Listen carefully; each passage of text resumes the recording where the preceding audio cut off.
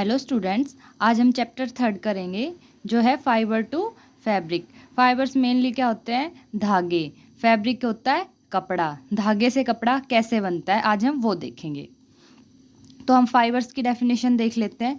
Fibres are thread like structures that are thin, long and flexible. जो fibres होते हैं वो थ्रेड लाइक स्ट्रक्चर होती है, धागे के जैसी इनकी स्ट्रक्चर्स होती है, जो पतले होते हैं, लंबे होते हैं और फ्लेक्सिबल होते हैं। फ्लेक्सिबल मतलब कि जिनको तोड़ा मरोड़ा जा सकता है, किसी भी उसको आकार में हम बदल सकते हैं। There are two types of fibres. First होता है natural fibres, synthetic fibres. Natural fibres होते हैं प्राकृतिक रेशे, सिंथेटिक होते हैं कृत्रिम रेशे। नेचुरल हमें पौधों से प्राप्त होते हैं और जो सिंथेटिक फाइबर्स होते हैं वो मैन मेड होते हैं, जिनको हम खुद से बनाते हैं। चलिए अब नेचुरल फाइबर्स की डेफिनेशन देख लेते हैं। Natural fibres obtain from plants and animals. जो प्राकृतिक जो रेशे होते हैं, नेचुरल जो फाइबर्स होते हैं, वो हमें मेनली प्लांट से एंड मेनली एनिमल से प्राप्त होते हैं। इसके एग्जाम्पल क्या हो जाएंगे फिर? कॉटन हो गया, जूट हो गया, सिल्क हो गया एंड वूल हो गया। ये हमें प्लांट से प्राप्त होते हैं मेनली। सिल्क एंड वूल हमें मेनली एनिमल्स से प्राप्त होते हैं। फिर आ जाते हैं सिंथेटिक फाइबर। सिंथेटिक फाइबर्स क्या होते हैं? These are man-made fibers. These are not obtained from plant and animals. ये man-made fibers होते हैं जिनको हम प्लांट एंड एनिमल्स से प्राप्त नहीं कर सकते। मेनली ये हो जाएंगे पोलिएस्टर हो गया और etcetera. Fibres from plant source. अब हम देखते हैं जो प्लांट सोर्स से हमें फाइबर्स मिलते हैं, उसमें फर्स्ट आ जाएगा आपका कॉटन। कॉटन में क्या आ जाएगा देख लेते हैं। It is obtain from cotton plant. ये हमें कॉटन प्लांट से प्राप्त होता है। It obtain from cotton fruit, जिसको हम कॉटन बॉल भी बोलते हैं। जो कॉटन जो प्लांट होता है उसका फ्रूट होता है, जिसको हम कॉटन बॉल्स बोलते हैं, उससे हमें जो एक कॉटन होता है वो प्राप्त होता है। Grown and places having black soil and warm climate. Cotton के प्लांट को ग्रो करने के लिए मेनली हमें ब्लैक सॉइल चाहिए, काली मिट्टी चाहिए एंड वार्म क्लाइमेट चाहिए, मतलब थोड़ा गर्म क्लाइमेट चाहिए। Used for filling mattress, quilts और पिलोज। मेनली हम कॉटन को मैट्रेस में भरने के लिए, पिलोज में, रज़ाई में जो हम भरते हैं रुई, वो कॉटन से ही हमें प्राप्त होती है। Cotton is picked by hands, then separated from seeds by combing. This process is called ginning of cotton. अब हम कॉटन के प्लांट से कॉटन को कैसे प्राप्त करते हैं?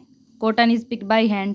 हाथों से हम जो कॉटन बॉल्स होते हैं वो पिक करते हैं। Then separated from seeds. फिर उसके कॉटन बॉल्स के अंदर कॉटन का सीड होता है, उसको हम कॉम्बिंग से अलग करते हैं। This process is called ginning of cotton. तो ये जो प्रोसेस होता है उसको हम बोलते हैं गिनिंग। ये मेनली पंजाब, हरियाणा, राजस्थान, मध्य प्रदेश, गुजरात, महाराष्ट्र, आंध्र प्रदेश, तेलंगाना, तमिलनाडु आदि जगह पर उगाई जाती है। अब देख लेते हैं जूट। जूट हमें मेनली जो जूट फाइबर होता है is obtain from stem of the jute plant. Jute plant के स्टेम से हमें जूट जो फाइबर्स होते हैं वो प्राप्त होते हैं। It cultivated during rainy season. Mainly rainy season में इसको कल्टिवेटेड किया जाता है, मतलब कि उगाया जाता है। ये मेनली वेस्ट बंगाल, बिहार और असम में बोया जाता है। Harvested in flowering stage. इसकी जब फ्लावरिंग स्टेज होती है तो इसको हार्वेस्ट कर लिया जाता है। Stem are emerge in water. जो जूट प्लांट की स्टेम होती है उसको पानी के अंदर रख दिया जाता है कुछ दिनों के लिए। And the stem rot and fibres are separated by hands. फिर जो स्टेम रोट होती है, मतलब कि सड़ने लग जाती है पानी के अंदर, फिर फाइबर्स को हाथों से अलग कर लिया जाता है। अब आ जाता है fibres from animal source. Wool. Wool mainly हमें प्राप्त होती है शिप से। It is obtain from thick fleas of ship. जो शिप के ऊपर एक मोटी सी लेयर होती है, जो शिप की फ्लीज होती है, उससे हमें वूल प्राप्त होती है, जिससे हमारे गर्म कपड़े भी बनाए जाते हैं सर्दियों में पहनने के लिए। फिर आ जाते हैं सिल्क।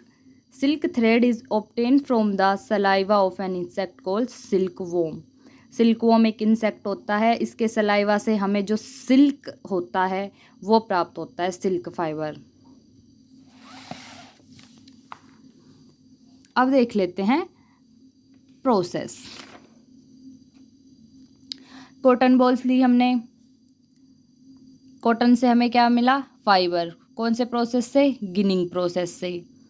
फिर फाइबर से मिला यार्न, यार्न मतलब धागा। कौन से प्रोसेस से? स्पिनिंग से। अब दो प्रोसेस होंगे जिससे यार्न से हम फैब्रिक बना सकते हैं, एक तो निटिंग और एक वीविंग। तो हम इनकी डेफिनेशंस देख लेते हैं क्या हो जाएगी। Ginning, cotton is picked from hands and separated from its seeds by combing, this process is called ginning. Cotton balls ली जाएंगी, उसको उसके सीड्स को by the process of combing उससे अलग किया जाएगा और ये प्रोसेस कहलाता है गिनिंग। फिर आ जाता है spinning. Fibres get gathered together and drawn into a long rope and then twist to make yarn. Fibres लिया जाता है एक साथ, फिर उसको ड्रॉ किया जाता है एक लंबी रस्सी के रूप में, एंड देन ट्विस्ट, और उसको ट्विस्ट कर लिया जाता है धागा बनाने के लिए आपस में। फिर आ जाता है knitting, the process in which single yarn is use to make fabric, it is done by hands और मशीन्स। फिर निटिंग आ जाएगी। ये निटिंग क्या प्रोसेस है? जो इसमें सिंगल धागा लिया जाता है जो कि फैब्रिक बनाने में काम आता है निटिंग के अंदर। वीविंग हो जाएगा, the process by two sets of yarn are arrange together, इसमें यार्न के दो सेट लिए जाएंगे, उनको अरेंज किया जाएगा together to make fabric, it is done on looms. ये मेनली लूम्स के द्वारा बनाया जाता है।